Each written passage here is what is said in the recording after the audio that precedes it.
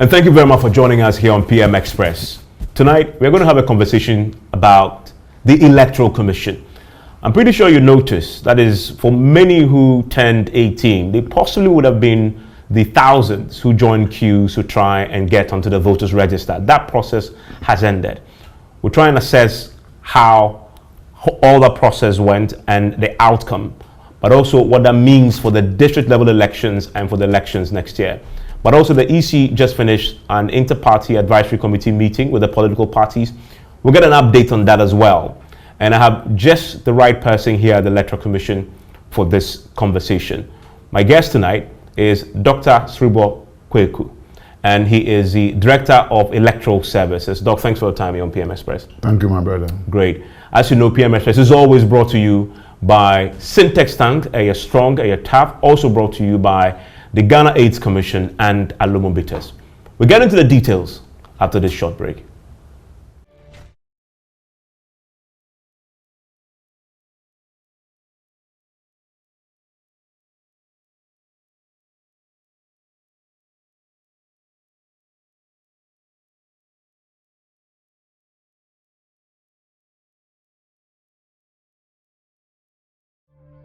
And thank you for staying with us on PM Express. Dr. Quaicoe, thank you for your time again. Thank you, my brother. Before we even get to the limited voter registration exercise, you just finished an inter-party advisory committee meeting, IPAC. What happened? Thank you. Before I go on, Amara, I want to express my appreciation to Ghanaians for the cooperation given us throughout the last 21 days with respect to the registration exercise. And as we normally do, before the registration, we had a meeting with the IPAC, and normally the name should be parties, but we also invite people from the civil society organizations, then the development partners, some of the ambassadors and others, they are all part of such meetings. So they came and we had a successful meeting. We ordered to them, we had 3 agendas for the program. The first one was to update the members with respect to the registration exercise, with respect to the figures. The other one was also the formation, or they were putting together what they called a registration adjudication review committee. This committee is made up of staff of the Electoral Commission, reps of the political parties, and reps of the civil society organizations. So what we'll do that there's a team we call the education team. They will go into the database, then they will pull out the suspected multiple registrants. Then we will look at, and each of them, they will come with, if you have registered more than 10, the various pictures will come with the various fingerprints accompanied. Then if it was the same machine that you used, or use different machines, if they were registered different days, all these things will come. Then we'll have a look at it. Whether it's a mechanical error or whether the person intentionally. I remember that I would say that the first time we did biometric in 2012, somebody registered in Cape Coast. At that time I was there. Within 24 hours, the person was in Bolga to register. So in such a case, when the system pulls up, you don't think you have any excuse. But some of them, they registered. Then the cost of processing the system, some challenges can, maybe network broke down or whatever. So when you think that you have not registered, the system might have registered the person. So you go on and you're using different machine, because that time they are not linked, they cannot communicate. The joy in this situation is that because about 99% of work was done online. So online, there's no way you can do multiple registration. Because when you put yourself when your biometrics are taken, the system will communicate that you are already there. So it is only when we use the offline that we encounter the issue of multiple. And we need to look at it and see whether there are genuine errors or the person intentionally, then the committee will come out with that. So the second agenda was on the constitution of the Education Committee. And the third one is the replacement of ID cards for the Guan district. The Guan district was created in November 2020. And before then, they were part of Jessica during the registration. And Jessica has different district code Now that you have Guan, you have to create another district code. And once your district code changes, your police station code will also change. So you have printed them, they are 17,000 plus. So ID cards? ID cards, yes. So for prospective voters? No, for those who were rated recently. Okay. But then, before we started, we adjusted it. Okay. So they have the new code. But I'm talking of those who were in 2020. Okay. At that time, there was no one district. Okay. So they were registered as part of Jessica. Okay. So we are retrieving the old ID cards and give them new ID card to reflect their new district situation. And how many did you say you've printed already? About 17,600 something. Okay. So, and that also was reviewed at this IPAC meeting? Yes, so we informed them. So that when we are out doing the exhibition or at the address of you go and see them, it will not be like Electoral Commission is giving people fake ID, some of these issues. So you need to communicate to them so they know. So that is the third agenda. First one I said, audit of the registration. Second one is the formation of the adjudication committee. And third one is the one replacement of ID cards. So this is what we took them through. And as usual, it was okay. Only that the NDC didn't come, but the other parties came. Ask if they were there. Yes, I know you were. That's why I had Is the NDC the only part that didn't show up? That is the notable one I saw. Okay. Because automatically, if NDC doesn't come, we know that they didn't come. Okay. But the rest were there. Okay. MPP was there, obviously. Exactly. PNCCPP? They were all there. Okay. All well attended? Yes, it was full attended, including the CSOs and the development partners. Let's start with the last one about Guan. Yes. So with this now done and the printing of the 17,000 you said, yes. What does it mean? 17 plus. 17 plus. What does it mean for Guan getting an opportunity now to vote in the next year's elections? Let's understand that 2020 they voted for the presidential. In the parliamentary. In the parliament because there was no constituency called Guan. True. That's why they couldn't vote. True. Yes. So now we have already submitted the CI that is establishing the constituency.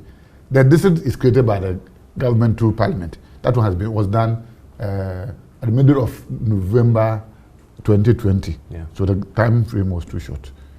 And let us also understand that once you are creating a constituency, you have to pass a CI to establish it. And every CI2 should be before parliament, should be laid before parliament for 21 sitting days before it can pass. So automatically, if you establish a district in November, there's no way you can have the 21 days passing before you can. December 7th. Exactly. That's why they couldn't vote for the parliamentary, but the presidential they voted. Okay. So has this CI been laid already? Yeah, it's before parliament. It's before parliament. Okay. So what that means is that we're going to have a situation when parliament resumes shortly that the Guan constituency CI will begin to count towards 21 days for it to now fully mature. Exactly. And then the constituency will be formally created. Exactly. So this was submitted before parliament went on recess or during the recess? No, the process takes a long time. We do a lot of engagement, pre-laying. That one alone can take about 1 month. Okay. So we have been doing all these processes, and I believe what is left now is to be laid. So the pre-laying stage is done? We have gone through the Okay, so now it's the proper laying of the CI for it to count. And so give or take, you expect that by at least December, all things being equal. All it is being equal, yes. The Guan constituency. I don't know when they are coming anyway. Yes. I don't know when Parliament is resuming. But if they resume and they will spend more than 21 sitting days, they should happen. And so the guarantee you're giving to the people there is that definitely in 2024, once the counting done and the CI matures, they'll get to vote in the parliamentary elections. God willing, yes. Yes. Okay. Let's track back now to the first agenda, which was an update on the limited voter registration exercise. Well, what is the update? Yeah, so the update was just to take them through how the exercise went. And first, we are all aware that we said we were doing a 21-day activity. So we finished the registration on the, that was Monday, and Monday was on the 2nd. So when we were going to finish, we realized that there were some people in the queue said that there was no way they could have been covered before the close. So we came out with a policy or a decision that anybody who is in the queue should be numbered, given some form of card, so that they will come the next day, which is Tuesday, for them to be covered. And all those people were covered the next day. That was yesterday. So as I speak here, And to the best of my knowledge, anybody who made himself or herself available has been covered. Okay.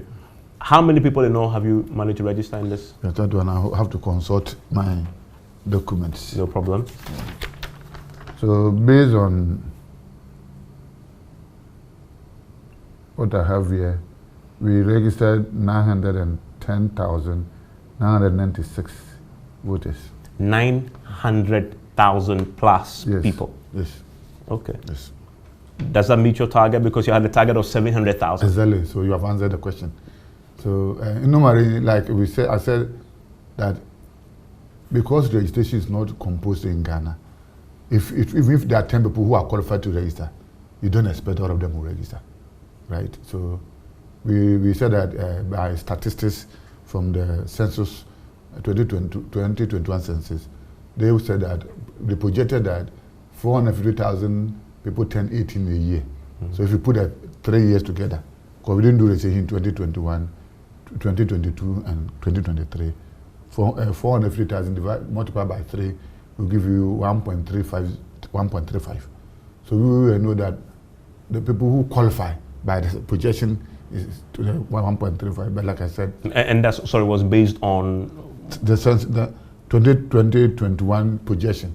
That by the statistical service. Exactly so.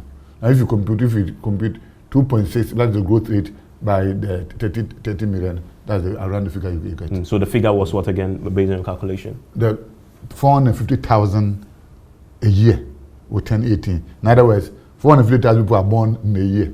So you multiply by 3, it gives you 1.35. That is it. And you initially set the target at 1.2? No, we didn't. It was because it was reviewed. We didn't review anything. Well, we said that this is the projected figures, but this is what we are expecting to cover. Okay. Yes, because as I said, there's no way you can get a full set. Because the understanding that we got was that it was an initial target that you set yourself over 1 million, which was reviewed to 700,000. It is one of the papers that published that, but that wasn't the target set by the commission. Okay, so you're clarifying that 1.2 million or 1.3? The total number. The total number that you had set based on your calculations. That 1.35. 1.35 million was what based on the statistical service projections you had estimated you would cover. And so if that's the case, why do you have 700,000 instead of 1.35? For registration, you will not get, if you go to Australia, for instance, registration is compulsory. Once you turn the age, but here it's not compulsory. So if you have 10 people who are qualified, you don't expect that all the 10 will come. So based on what do you call it, precedent, they will say that let's target 700,000. Okay, the national chairman of the NDC was very critical of that approach, and that you should have made room for everybody who qualified, and that should have been your target, based on the statistical service own projections, which you had made was the basis for the calculations. Yeah. Has he got a point?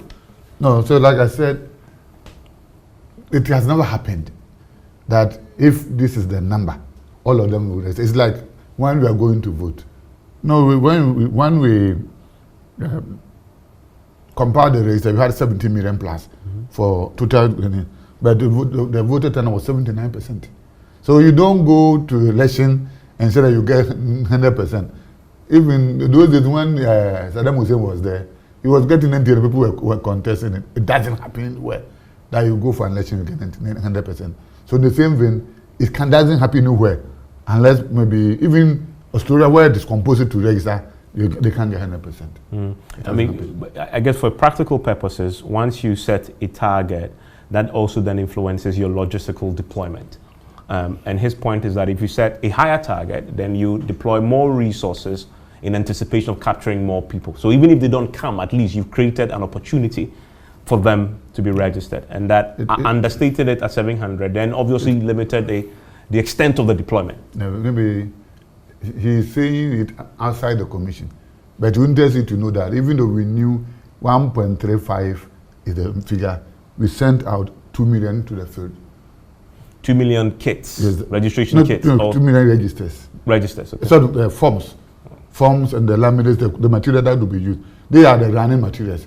As for the camera will be one camera. but that camera should be able to serve number of people who appear before it. So if you are projection, the camera will not have any effect in terms of numbers, but the running ones, that will be. So we really projected that if too many people were to appear, we would have covered them.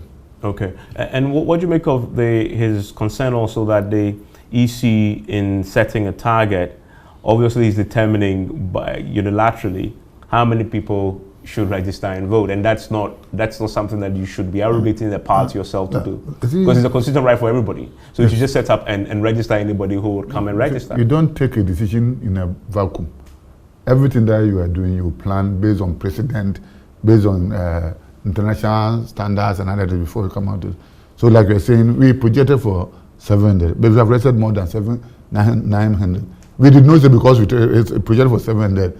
Once we got 700, we will not do any registration again, right? So we've sent enough materials to the fraud, and the number of people who appeared before it have asked for registrations, we were able to capture 900,000 plus. So it means that we have gone beyond our projection. Okay. I mean, so for clarity, you set the target for planning purposes. Yes, exactly so. Okay, but must the EC do that? No, see, shouldn't you just set up for anybody who qualifies? Because his point is the constitution is clear, it lays the foundation for who is qualified to enter the voters register. Okay. And so you said the EC is just to set the processes and the foundations for people to come and register, regardless of how many there are. So that boils back to the question I just said. You plan, but you make provision for everybody. Even though the total is 1.35, we went with 2 million. So we have enough material to cover almost 1.6% of what the total number who are supposed to register. Is that not the case? But we know that there's no way we can get there. Is that, for example, if you take this level election, we normally hover around 40 to 50,000. So when we are going to do this level election, our plan is to get around 50%. That's our plan. But it does not mean that we will not print ballot papers for everybody. So you print a ballot paper for everybody, but you know that for this level election, you are going to have around 50%. If you take general elections, normally the turnout are very high. So you have 17 million people. You print for the 17 million people plus, but by precedence and antecedent and everything, you said, oh, we have planned that we should go there around 80,000. Mean that if you take 2016, it was 65% with the turnout.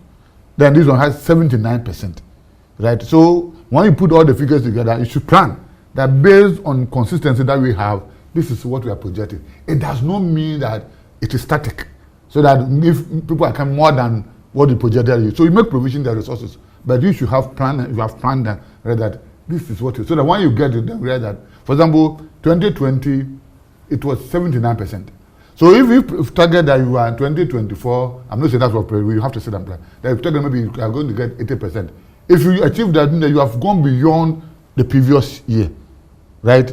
But no matter what we have also realized that the year that we compare new register, we tend to have higher voter turnout than subsequent years. This continues. Yes. And the biggest controversy going into the limited registration exercise was your decision to set up the centers at the district levels. Now the process has ended.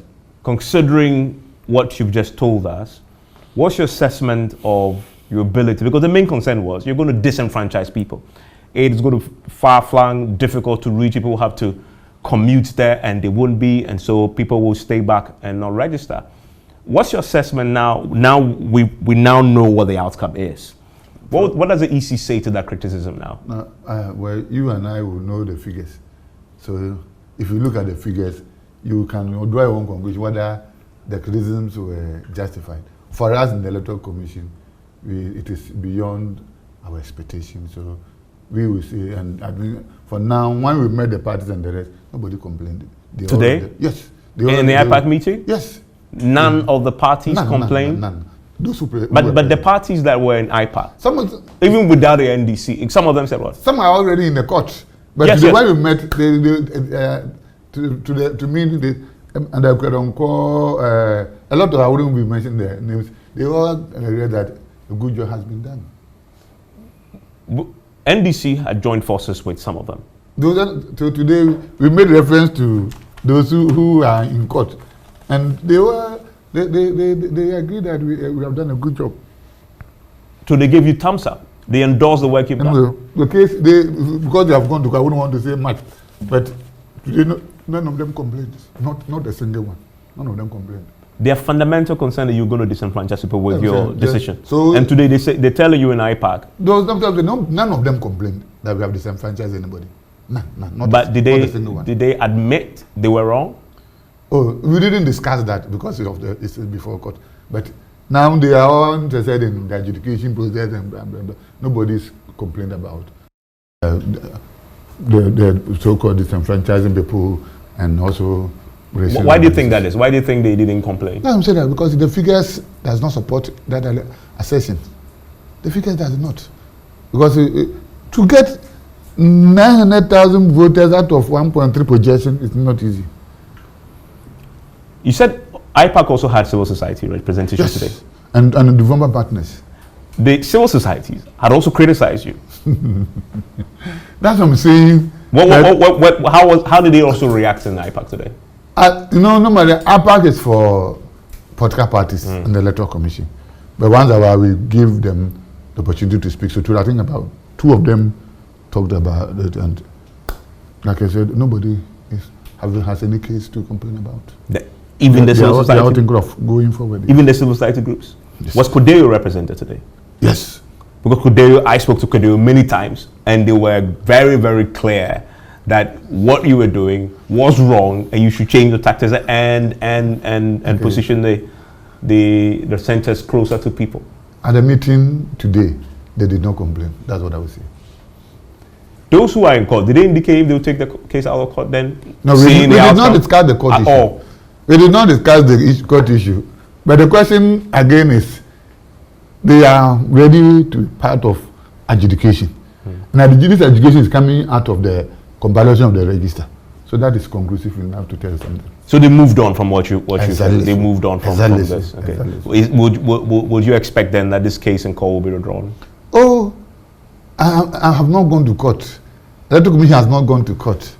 So it depends on what they themselves will talk about. But today the environment was so friendly, cordial, and then the rest of it. So let's see how it goes. Would you have wished that at least the NDC would have been part of this IPAC meeting today? I personally engage a lot of them outside the IPAC and those also, but I know God will one day they will come. I mean, considering the outcome today, would the EC beyond IPAC reach out to them, at least to let them know what the outcome had been? They're reaching out. We understand that they are always welcome. So every meeting that we are conveying, we invite them. When we finish, we send them copies of the minutes. So we continue to do that. And the irony of it is that other committees that are formed out of IPAC meetings, we invite them, they bring their reps. For example, this meeting I was talking of, we have said that the MPP and NDC should have permanent feature, so they are bringing reps. The other parties will also join and bring, I think, 3 reps or whatever. And for the adjudication? Yes, and those who were in saying that they are there, so they should be given the right to represent, not those who are not coming. But nobody in Ghana will doubt the fact that NDC is a prominent party in Ghana that is good to be with them when you are taking decisions. So we in the Electoral Commission appreciate their importance in decision making. So the adjudication committee said that MPP will bring one, they will also bring one. So how would they hear about this? Like I said, every meeting that we hold, we send the minutes of the meeting. Oh, so you also send, regardless of the fact that they are every meeting that we hold since they left, we send them invitation. So you expect invitation will go and the minutes will go to them. Okay. So and the minutes will tell you everything that For before, even before now, they might have heard what has transpired, so they will come. Okay, so you expect that although they were not part, they will nominate their person for the exactly. We did the same for the modalities committee and dominated the nominated people. So this one, we know they will come. Because they know that it's very important activity that they should be part. Okay, so now that the process is over, I understand you are also currently replacing cards? Yes, those who have lost their cards, yes. Okay, and how long will that? The lost card, we have not put a closing date on it because somebody may even misplay the card a day before election. So that's one we have done. But it's the transfer that we are saying we are comparing them from the 3rd, what that was yesterday, to the 9th. So that if you have relocated, the law says that if you have relocated no less than 21 days, 12 months to an election, then you can transfer. Because, for example, if you were in Bolga and you were a government worker, either you have retired, you've come down, or you have been transferred to this place, or maybe you were in Abubrushi, you have put up your new building, the one you have put up at, let's say, East Legon. So you have relocated to East Legon. Then we say that transfer your vote from Abubrushi to that. And then the law says that you should have done so relocation not less than 12 months. And once that is done, you apply with evidence that you have relocated, then we allow you to transfer your vote to your new place. So that during the voting time, you don't go to where you are no more resided.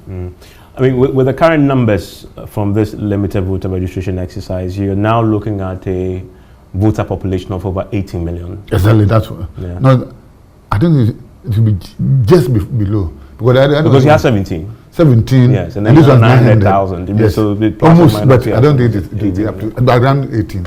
Yeah, and obviously you're going into the district level elections now. Now that this is over. Yes. I'm not cutting. So that should tell you that the Electoral Commission has been very efficient in the sense that if you have a population of about 31,000 and you have 18,000 registered voters. So you have a population of 31 million and you have 18 million. Yes. So if you compute, then you are getting around 57, 58. Which is, in terms of percentage, I'm not sure, 100% sure, but it's 50 plus. For people, it used to be 55, so now we are going 56, 57. It tells you that the registered population ratio is very high. It is only in Cape Verde that have, I think, 56. And the total population is 800,000. So, and if you take Cote d'Ivoire, Nigeria is about 44% or so. So it means that we are very efficient. And obviously there's a question around mopping up for those areas where the EC hasn't been able to reach so far with the limited voter registration exercise ahead of next year's elections. And Dr. Serebour Quaicoe, that question came up at the last press conference. The chairperson herself made the point that we should expect a mop-up. When would that happen? Maybe the other you are biscuiting or you didn't get her right. What she said was that we are going to roll out continuous registration. So that's no mop-up. But periodically we'll support it with mop-up at difficult to access areas. That's what I'm referring to. Okay. So when would that happen? Yeah, so as you are aware, our desire is to have the new CI. And if you follow the recent registration, all the tension and conflicts came as a result of the guarantee system. And there were a lot of people who were challenged, and they still insisted they were registered, or some of them accepted when you confront them that they are not 18 years or they are not Ghanaians, and they say back out. So all these people were coming in through the guarantor system. That's why we are saying that the guarantor system should be the thing of the past, because we are at this modern time. All the African countries, they don't do guarantor system. Once they go biometric, so we get a proper identification for you to identify yourselves. Because to me, it's primitive for you to come and tell you that Evans is not a Ghanaian, Evans is a Ghanaian, Evans of this age and this modern time. So you don't have any form of identification. So we should have proper identification so that when you see somebody, the person comes with the document, everybody will know who or she. Except that you still do not have consensus around this particular subject. And the challenge was that they were saying the NIA has not registered a lot of people. But as I speak to you, the information I have is that all the districts are now operating. So we only appeal to people who have not yet taken advantage of the registration to go and have it. Yeah, but as I was making the point, you still don't have consensus on this. Yes. NDC disagrees with you. In fact, there are other civil society groups who believe that the right thing to do is to include the guarantor system as an option. Parliament is about to resume. How do you build consensus to achieve this objective of yours? I think it's not that they don't like it. They all agree that if everybody has the Ghana card, that's the best way to go. All of them agree. But their challenge was that NIA has not covered enough. So now that they have rolled out, it is our appeal to the government to give them enough resources. So if they're able to sustain what they are doing up to December, then by the time we go to January, if we are going to talk about whether the Dr. Quaicoe, I mean, considering that what you just said, it's not something that you are in control of. It is dependent on government being able to raise the resources. It is dependent on the NHIA itself being able to be efficient and register people.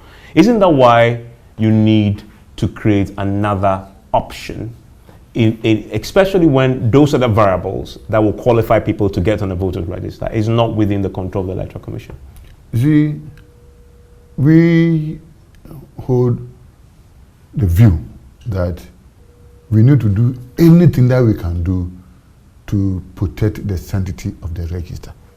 And protecting the sanctity of the register is putting in place mechanisms that will prevent people who are not qualified to register to be in the system.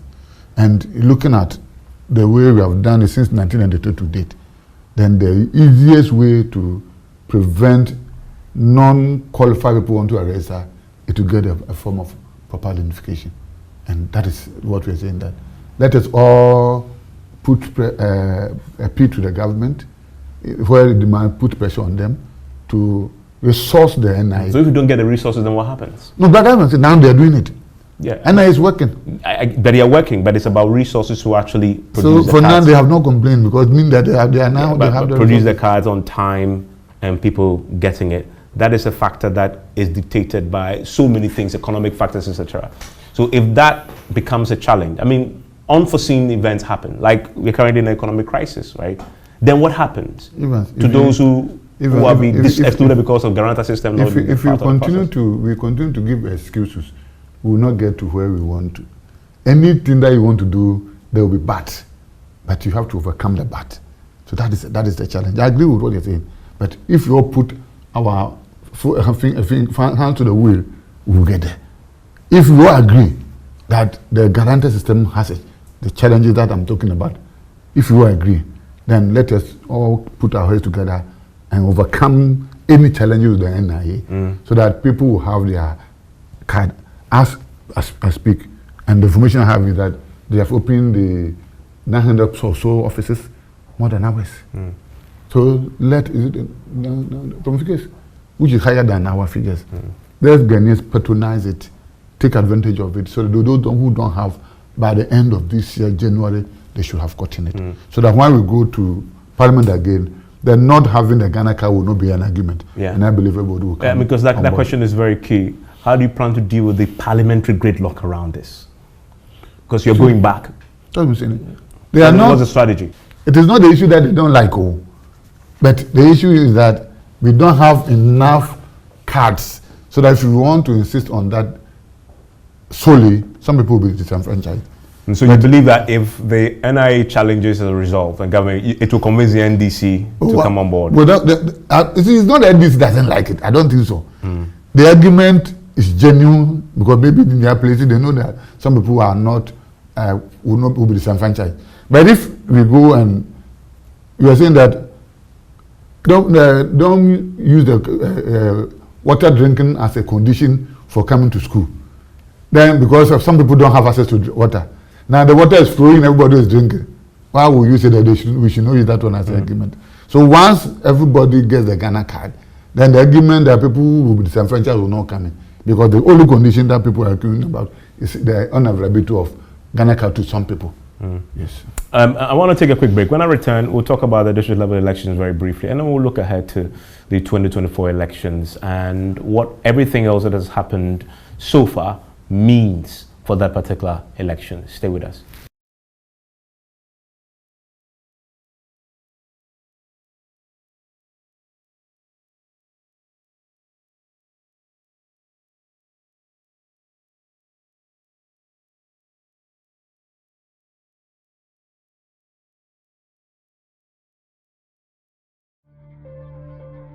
And thank you for staying with us here on PM Express. We're getting a breakdown of how the limited voter registration exercise went after an IPAC meeting today from the Director of Electoral Services, Dr. Serebour Quaicoe. Doc, we've talked extensively about the process so far. The district level elections is just in a few weeks now. Are you ready? I will not say we are ready, because we are in the, we don't even have register. So, but all the processes that are supposed to be done, we are not behind time. We are even ahead of time. So, given the way we are going, we'll be ready before the day of the election. And now it is the policy of the commission that when we fix a date for any activity, we should be ready at least 2 weeks to the time, so that we don't put ourselves under serious stress. So by the time that we want to do it on the 19th of December. So plus or minus by the 5th of December, we should be ready. By the 5th of December, you want to be ready to go. And being ready, what does it look like in terms of what logistics and resources, etc.? We mean that this register will have been exhibited and sealed. No, the law is that any register, before it becomes final, should have been endorsed by the court. So being ready means that they are all inclusive. We do the exhibition, the processes of cleaning the register or doing the correction, the rest, all of them will be done. Then we do the deletion too, because some people might have lost their lives and those things. So once we get all those things, we clean from the system. Then it will be given to the judges to adjudicate on the challenges on them. Then they will validate all the registers before we say that the register is now final for usage. Then we will do nomination. We will ask people to come and file, those who want to contest. Don't forget, this is 2 elections, this assembly and the unit committee. Then we'll file the nomination. Then we'll do the printing of the notice of poll, which is a bigger form of the ballot paper. Then printing of the ballot papers themselves. Then we'll talk of distribution of the materials, then uploading the BVDs with the registers, and all these things should be done. Then they will be distributed to the district no less than 2 weeks to the election. Then we say that we are set. The biggest challenge with the district level elections is turnout. Yes. People just do not participate close to anything near good enough. You've been in the system for so long. What's your pulse on that in terms of what you're likely to see this time round? It's one thing that I have observed is that the turnout are higher in the villages as compared to the cities. And I don't know whether you yourself, whether you know your assemblyman. No. In the cities, it's difficult for people to appreciate the role of the assemblyman.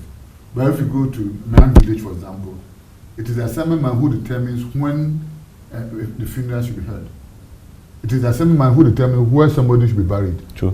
It is the assemblyman who takes a lot of decisions. Even when the police goes to my village that they need somebody, they go to the assemblyman for the assemblyman to lead them to whoever they are looking for, whether it's arrested, they facilitate the arrest and those things.